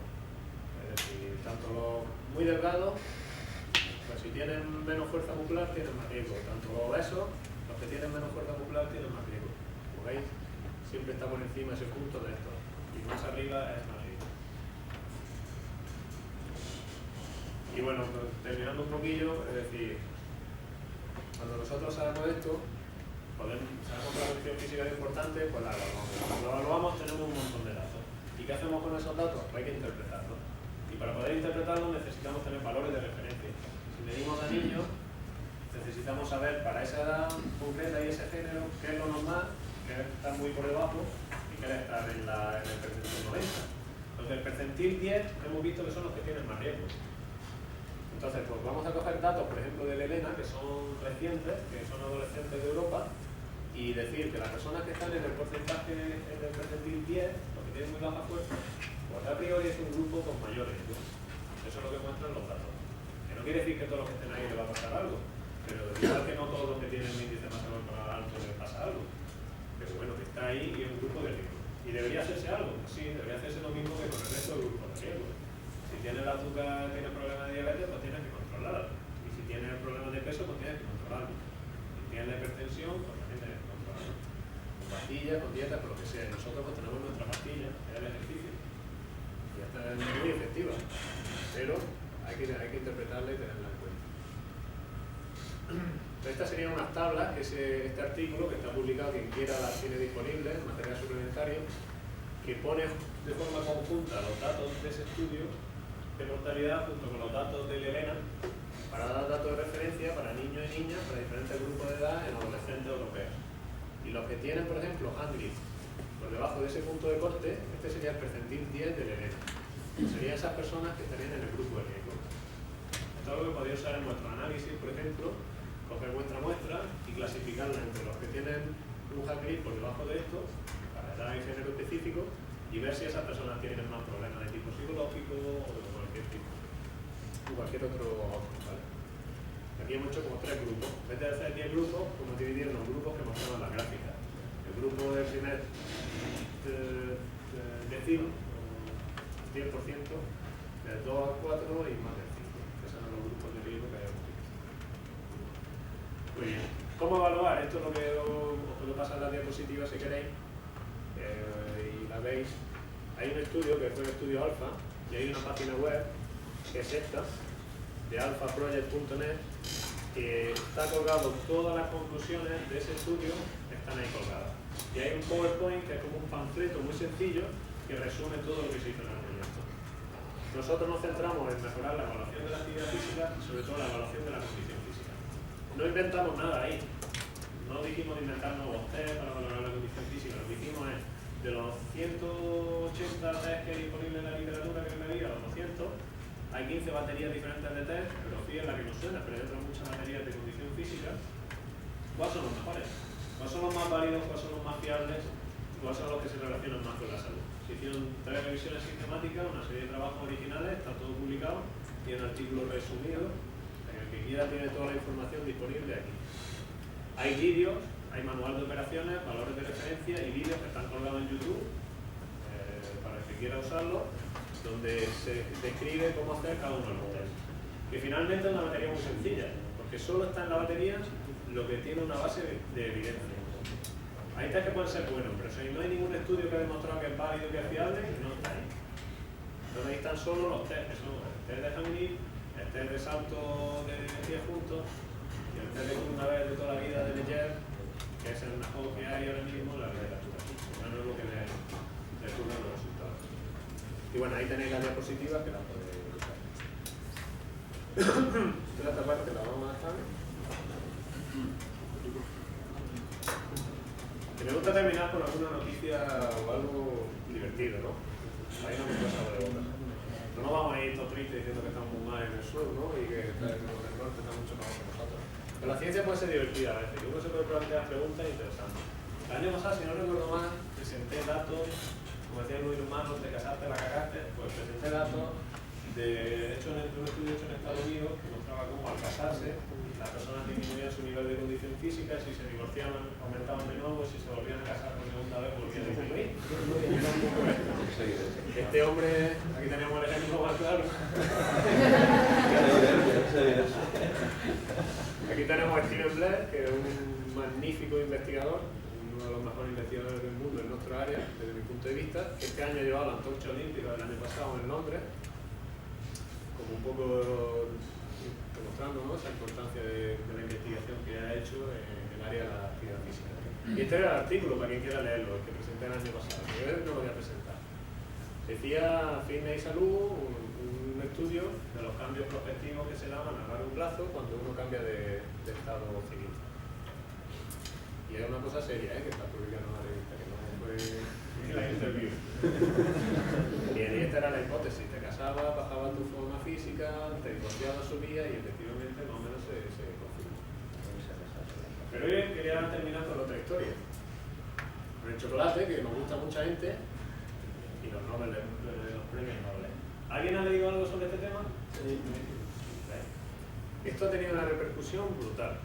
Una persona, el chocolate es verdad que tiene muchas cosas buenas. Nosotros ahora se va a publicar en Obesity una source communication de Elena, donde se ve que a más chocolate, menos grasa corporal, medida de muchas formas distintas. Y había otro estudio gordo, en otra revista mejor, que había demostrado lo mismo con adultos. Nosotros lo que hicimos fue replicarlo en adolescentes. Tiene mucho, y hay estudios que dicen que se relacionan con el rendimiento cognitivo. Por isoflavones y por una serie de moléculas o componentes que contiene el cacao, que es un componente importante del chocolate, donde se relaciona tanto a nivel físico como psicológico o mental. Pero ahora llegó un tío y dice, ¿qué tiene que ver el chocolate con los premios Nobel, ¿no? Que te den un premio Nobel o no. Oye, mejor revista del mundo, 50 de índice de impacto. Las notas del área de ciencia del deporte tienen 4 las que más. 50 de índice de impacto. Pues llega un tío, se llama Messerly, y escribe una occasion note en el New England Journal of Medicine que dice que el consumo de chocolate se relaciona con la función cognitiva y con las probabilidades de tener premios Nobel. Y nos manda a mi jefe y demás y dice, mira, esto es impresionante. Pues no es un artículo original en la revista, ¿no? Es una occasional note que es como una persona que un punto de vista de un autor. Digamos, tiene un rango menos de rigor científico. Pero en cualquier caso, lo ha publicado aquí, pues yo lo vi y digo, joder, ¿qué pasa? Mira, esto en vez de poner puntos, el tío lo hizo súper bonito y puso banderitas. Pero estos son como puntos, un gráfico de dispersión, donde el eje X es el consumo de chocolate per cápita en un país, y aquí estaba el número de premios Nobel también por cápita, en vez de por persona, por cada 10 millones de población. Entonces aquí es los que más consumen, los que están por aquí son los que más consumen chocolate, y los que están por arriba son los que más premios Nobel per cápita, ¿vale? Que es referente al tamaño del país. Los que más premios Nobel me imagino que será Estados Unidos. Pero como el país es muy grande, pues cuando lo haces per cápita, pues no lo sabe, ¿no? Entonces esto es lo que salía. Los que trabajáis con datos, base de datos, esto es una barbaridad. Cuando tú relacionas cosas distintas, y que no es capacidad aeróbica y flexibilidad, sino que está relacionando ingesta con algo de rendimiento cognitivo que a su vez podría terminar dando un resultado en el número de premios Nobel, lo que yo esperaría encontrar es un 0,1, 0,2 o un poco más de correlación. Cuando yo vi esto, a mí me preocupó un poco. Esto parecía que siempre se ve muy crítico pero respetuoso, ¿no? ¿Vale? Que hay mucha gente que dice, vaya, mira, el artículo han publicado en Nature. Si no han publicado en Nature no será tan miedo, tendrá que tener algo. Hay que ser respetuoso, pero a mí esto me dijo algo raro de aquí. Entonces empecé a verlo y noté que los países que estaban en este corner, que son los que tienen más premios Nobel y comen más chocolate, tenían unas características en común. Primero, que tienen mejor chocolate. Exactamente. Eso por un lado. ¿Y qué más tiene Suiza? Aparte de tener un buen chocolate, ¿qué es lo que tiene? Río. Río.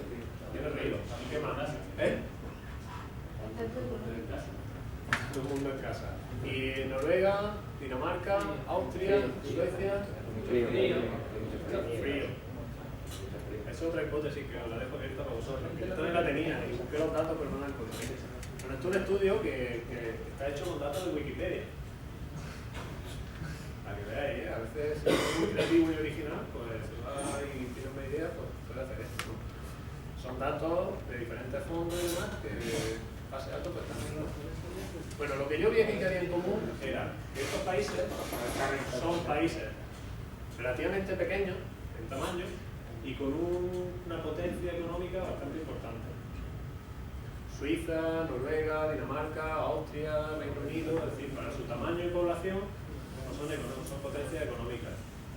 Entonces quizás, y tendría más sentido, quizás hay un tercer factor. Cuando hay una correlación, puede ser que esto predice eso, o que esto, o que hay una tercera variable que no se ha medido, que es la que está explicando esa asociación. Quizás es la renta per cápita, digamos, o alguna variable de la potencia económica del país para el tamaño dado de ese país.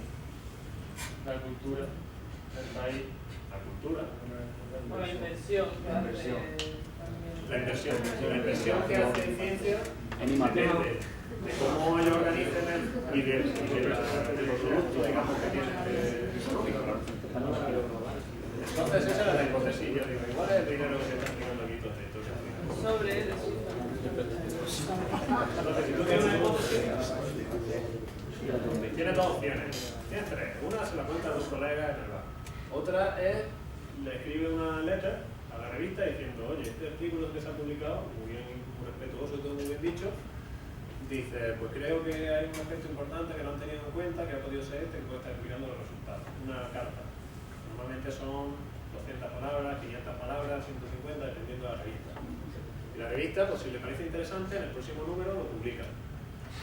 Y entonces hay artículos que tienen carta al editor que comente los artículos. Entonces digo, eso es una opción. Y la tercera es decirlo y además intentar demostrarlo con datos. Pues si el tío se ha ido a Wikipedia, yo también.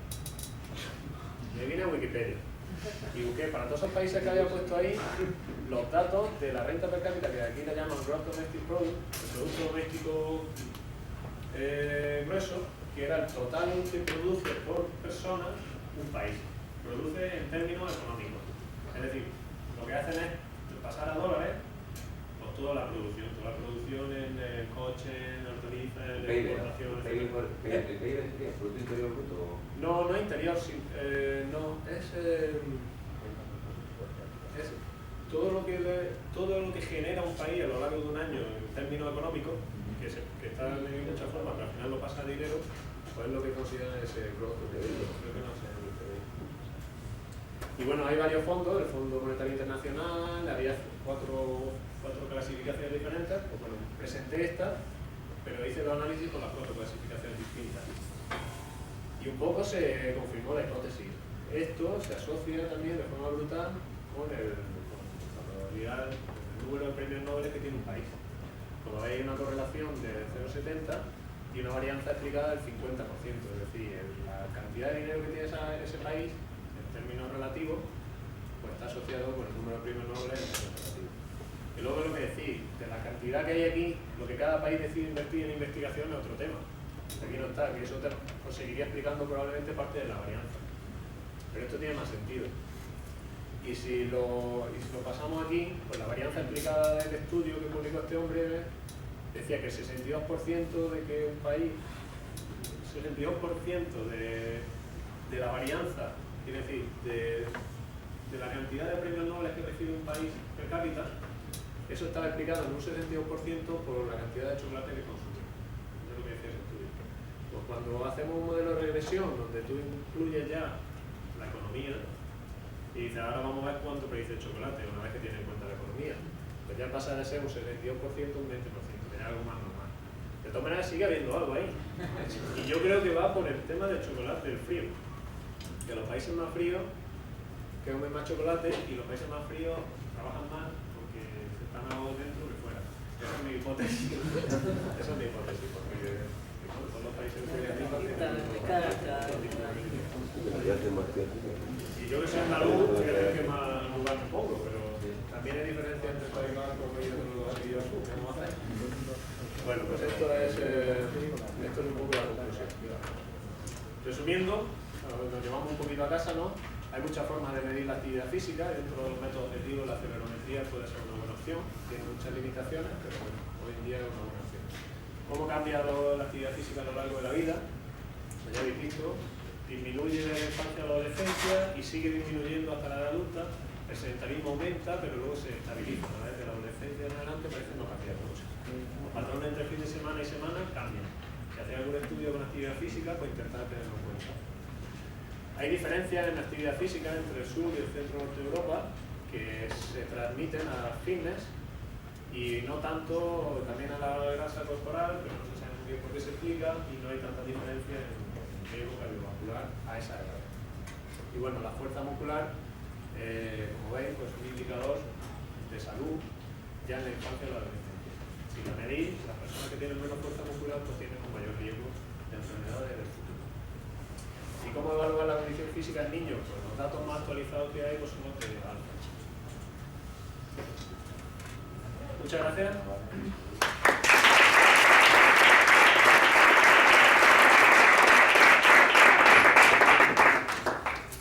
Una preguntita, sí que no la tiempo. ¿Quieres parar?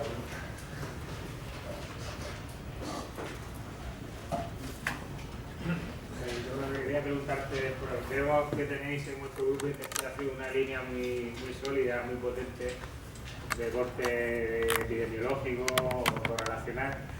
¿Tenéis pensado como grupo, ha habido alguna línea relacionada con estudios de intervención para la promoción del hábito? Sí, nosotros hasta ahora hemos trabajado mucho. Yo me incorporé a la Universidad de Granada en marzo del año pasado y yo también, mi compañero, pues un año antes aproximadamente. Hasta ahora hemos trabajado con lo que hemos podido. Entonces, cuando estábamos en la carrera estaba el estudio AVENA, que es un estudio nacional en adolescentes en España. Luego fuimos a Suecia y estaba el IAUZ, y trabajamos con el IAUZ. Empezó el ELENA, que era también nuestro estudio epidemiológico observacional. Hemos hecho lo que hemos podido con lo que teníamos, ¿no? Y ahora llegamos y nos estelamos y hemos empezado nuestro propio grupo de investigación que tiene 2 meses de vida por ahora, lo dirigimos Jonathan y yo, y nuestras propias próximas líneas de investigación. Acabamos de solicitar 2 proyectos europeos, tanto Jonathan como yo, en intervenciones. A mí me interesa mucho la parte, porque bueno, por sensaciones propias y porque creo que hay mucho por descubrir en esa línea, cómo el ejercicio físico puede mejorar temas de rendimiento cognitivo y mucho a cambio a nivel cerebral. Es decir, las técnicas de medición a nivel cerebral, con resonancia magnética funcional, han evolucionado mucho en los últimos años. Se sabe un poquito más del cerebro, un poquito, porque queda muchísimo por saber, y podemos intentar evaluar un poco qué efectos tiene un programa de intervención a nivel de cerebro en niños o adolescentes. Entonces los proyectos van algunos por esa línea, y Jonathan está trabajando en otra parte más tipo metabólico. Entonces queremos arrancar como líneas de intervención distintas, todas de intervención. Creemos que esto es importante, hay que seguir haciendo cosas, pero creemos que tenemos que dar un paso en el siguiente, que vosotros en realidad estéis trabajando más en intervención. Creemos que tenemos que ir en esa línea. Hay muchas preguntas abiertas y bueno, nosotros estamos en un par de campos. Nosotros en ese caso sería intervención, lo que tenemos mucho interés para la promoción del propio hábito de actividad física, es intervenir para que luego ellos hagan más de lo que se hacía. Y luego la pregunta era, por curiosidad, ya que tenéis un grupo potente y tenéis buenos contactos también y por el tipo de publicaciones que tenéis, pues yo creo que a donde vayáis, pues eso infunde cierto respeto, como que vuestra opinión se puede tener más en cuenta. ¿Habéis tratado alguna vez a nivel político, administrativo, influir en alguien? Por ejemplo, yo digo, cómo está la cosa en España en general, ¿no? Y sabiendo los resultados que conocéis y que por otra parte, por ejemplo, pues la educación física tenga las horas que tiene, que esté entredicho si tiene que estar en segundo de bachillerato o no, como optativa, etcétera. ¿Os habéis planteado alguna vez llamar a la puerta de algún sitio para que a nivel político hubiera algún cambio? Sinceramente, estos datos, por ejemplo, que muestra diferencia entre norte y sur, ¿no? Pues acaban de analizarse, se han mandado, todavía no están ahí, ¿no? Pero yo creo que esto tenga una repercusión, creo, conociendo como en la prensa, además este tipo de noticias, de artículos, que va a tener una repercusión grande, pienso. Y bueno, yo espero que eso haga un poquillo de que llegue de alguna manera y intentaremos presentarlo en diferentes foros. Es muy reciente, todavía no ha llegado. Respecto a trabajos de intervención y demás, que digan, oye, ¿por qué 4 horas en vez de 2? Yo creo que está un poco en nuestras manos el acumular una cantidad de evidencia suficiente. Sí, que se sabe mucho del ejercicio, pero que en realidad tenemos todavía que hacer mucho más. La forma física, por ejemplo, se sabe que es un indicador de salud, pero estudios que hayan modificado la forma física y que vean que el cambio producido como consecuencia de tu intervención en condición física mejora una serie de parámetros y demás, y que tú puedes conseguir eso haciendo, por ejemplo, un programa de 4 clases de educación física en vez de 2 por semana y demás. Hay algunas intervenciones, hay un par de ellas publicadas en MJ reciente que son buenas y tal, pero hay que hacer mucho más en esa línea. Hay otros ámbitos de conocimiento que nos llevan años luz de distancia. Entonces yo creo que tenemos todavía que seguir avanzando y bueno, ir tocando la puerta cada cierto tiempo y cada vez venir con una cantidad de libros más grandes para ponerlo encima de la MS y decir, aquí es lo que nos pasamos para pedir el cambio. Yo creo que todavía tenemos que hacer un poquito más. Estamos muy convencidos los que estamos dentro del área, pero no todo el mundo fuera, y necesitamos más datos que apoyen nuestra posición. Yo pienso que sí. Hay gente que dice que ya se sabe de sobra, que no hay que hacer nada más. Pienso que todavía podemos hacer mucho más. Dentro del tema del rendimiento cognitivo, muchos padres no quieren apuntar a los niños a actividades extraescolares porque dicen que tienen menos tiempo para estudiar. por todos los estudios que han hecho que lo involucran en actividades extraescolares, ni uno solo ha demostrado que tenga una reducción en el rendimiento cognitivo, sino lo contrario. Algunos no han encontrado efectos y otros han encontrado mejoras en el rendimiento cognitivo. A lo mejor echan menos horas en la tarde en la casa, pero a lo mejor las que echan las hacen de forma más eficiente. Entonces, pero ahí hay que avanzar más, hay que hacer estudios buenos de intervención que lo demuestren y hay que seguir haciendo cosas.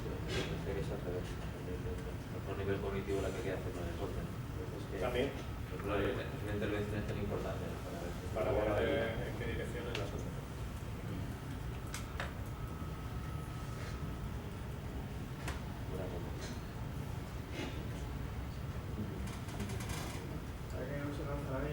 Quería que nos comentaras un poquito todo el tema del gasto calórico, que es un poco, bueno, yo llevo poquito tiempo trabajando con acelerómetros a raíz de la visita que estuve en Viena, que ellos los utilizan con gente usuaria de sillas de ruedas, por eso te dije que ayer que se colocaban en la muñeca, porque detectaron que, igual que la actividad física, el predictor de la obesidad, que es el de más o menos, detectaban que los niños que eran usuarios de sillas de ruedas estaban casi todos obesos.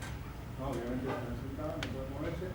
Entonces era un poco para promocionar tratan de demostrar que la actividad física también es válida para esas poblaciones, ¿no? Y argumentar un poco que es necesaria una promoción, una educación de la actividad física para personas que realmente tienen poco movimiento. Y eso a través de la acelerometría, como has dicho tú bien, es un buen método para demostrar objetivamente que esas personas también necesitan un programa de actividad física, ¿no?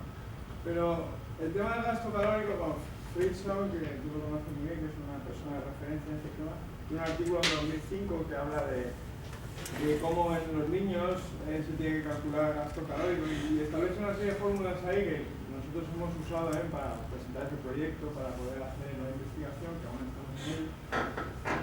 Pero realmente quiero preguntarte, desde tu experiencia, ¿tú cómo ves el tema de calcular el gasto calórico a través de ese tipo de fórmula? Aunque sean personas que han hecho unos algoritmos, una serie de fórmulas, pero nosotros los resultados que valoramos tampoco eran muy convincentes. Entonces, la mayoría de los estudios desde que salieron los acelerómetros intentaban medir gasto calórico total asociado a la actividad física a través del acelerómetro.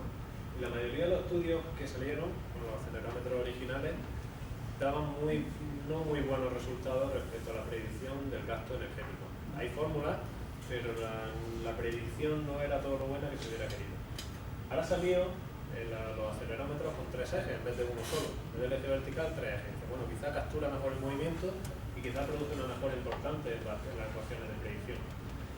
Si ese nuevo acelerómetro ha producido mejoras suficientes respecto a los anteriores, también hay una controversia. Ayer a los que estaban en el seminario os enseñé un artículo del 2013, el mes pasado, que referenciaba un poco los trabajos que han discutido esta temática, que han hecho trabajos de validación y han visto cómo de bien predice un acelerómetro el gasto energético, y la mitad decían que sí y la mitad decían que no. Entonces, ¿cuál ha sido mi posición al respecto?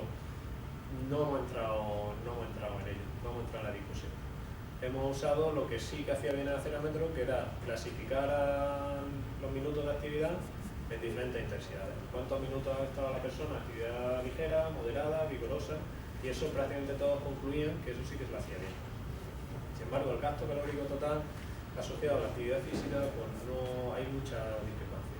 Parece que ha mejorado un poco, porque antes estaba claro que no, y ahora ya no se sabe. Que ya parece que ha mejorado algo con los 3 ejes, pero yo no entro en esa línea. Respecto a lo que dices de la silla de ruedas, yo no he visto ningún trabajo publicado. ¿Lo que ha publicado ya esta gente viene algo en esa línea? Estamos recopilando una muestra aquí también en España y bueno, vamos poco a poco intentando hacer una muestra para que sea lo más potente posible. Es interesantísimo, claro, por supuesto. Entonces, esas personas tienen un gasto calórico bajísimo y, por ejemplo, las piernas no la pueden usar en la mayoría de los casos. Obviamente reduce la masa muscular, lo cual reduce el gasto energético basal, lo cual es mucho más fácil comiendo lo mismo, ya está reduciendo el gasto, no solo el del ejercicio, sino el basal, ¿no? Con la poca masa muscular del tren inferior, con lo cual, claro, tiene un riesgo de obesidad grande. ¿Y qué consecuencias metabólicas tiene esa obesidad en esas personas? Pues la verdad es que no lo sé, pero me imagino que es el mismo que en cualquier población. Entonces es interesantísimo, yo no he visto nada en esa línea. Es que tenemos en el área de ejercicio, tenemos un potencial en un montón de frentes distintos grandísimo. Lo único, las ecuaciones que use colgando la muñeca y ese tipo de movimiento concreto, yo no sé cómo de bien se ajustarán a cómo se calcularon, por ejemplo, andando, etcétera y demás, ¿no? Quizás lo ideal sería intentar hacer un estudio de validación vosotros, con 10 sujetos, 20, donde hagáis gasto energético en ese tipo de actividad y digáis, pues la persona en silla de ruedas muy despacio, la persona rápida y la persona a tope, por ejemplo. Y establezcáis vuestros propios puntos de corte para ese propósito, porque yo creo que es muy específico y lo más probable es que las ecuaciones que hay ahora mismo no sean válidas para ese tipo de... La idea sería hacer vuestro propio estudio. Porque todo el que trabaja en esa línea se puede usar.